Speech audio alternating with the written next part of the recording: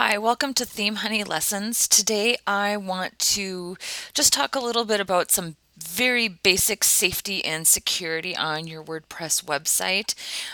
There are just some very small steps that you can take to stay safe, and we're going to cover those right now.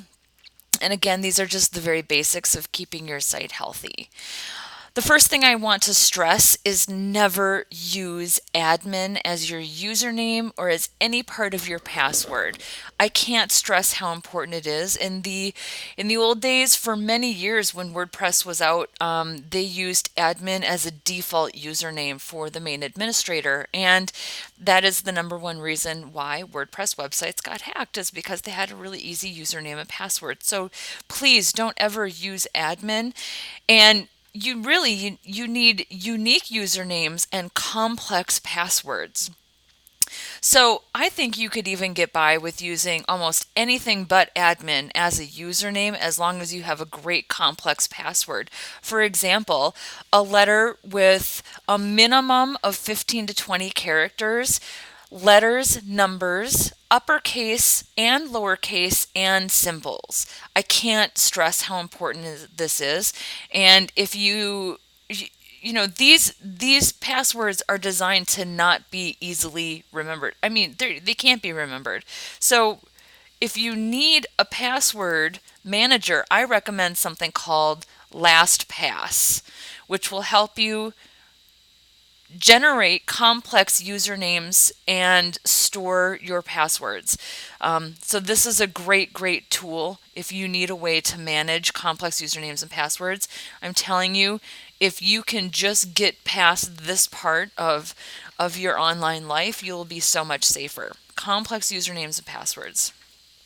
Number two, never share your credentials. So, what's an example of when you would share credentials? Oh, let's say if you hired a developer or a programmer to work on your website, or maybe you hire a writer or an SEO professional. Never share your credentials. Instead, add them as a user.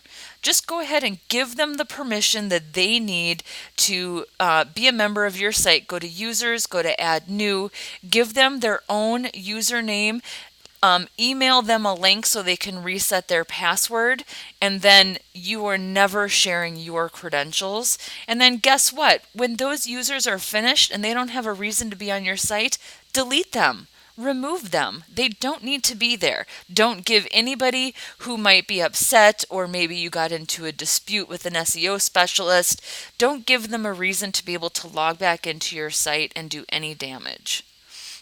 Four, update your plugins. So when your plugins are out of date, it's the first thing that you'll see when you log into your site.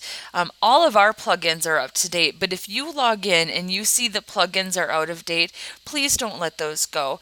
When plugins and software get updated, it's almost always because they're bug patches. They're not necessarily new features. So think securities, think bug patches. Get your plugins updated as soon as possible. And the same goes with WordPress core. If you see that WordPress has an update, go ahead, do the update. That's really important. Number six, delete your spam comments. So in your comments, there'll generally be pending, approved, spam, and trash. I've worked on websites where there were tens of thousands of spam comments. Tens of thousands. Those spam comments, those live in your database. Those are on your server. Those are part of your website, and they can create chaos. If you have a theme with an insecure comment form, those spam comments can do an enormous amount of damage to your WordPress website. Please trust me. I've seen it. I've been hired to fix them. Bad stuff. So, what can you do? Delete those spam comments as soon as you see them, or better yet, prevent spam altogether with a plugin like Disqus. Disqus is free. You can sign up for a free account.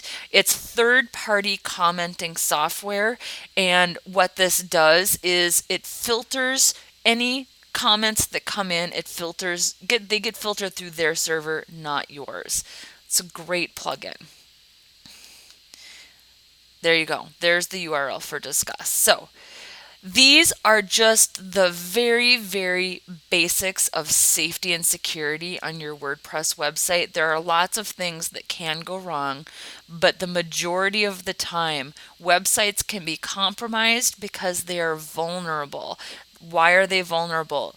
Insecure usernames and passwords, plugins and software haven't been updated, or you've simply shared your credentials with the wrong people. So if you can follow these 3 basic tips, you too will have a safe and healthy website.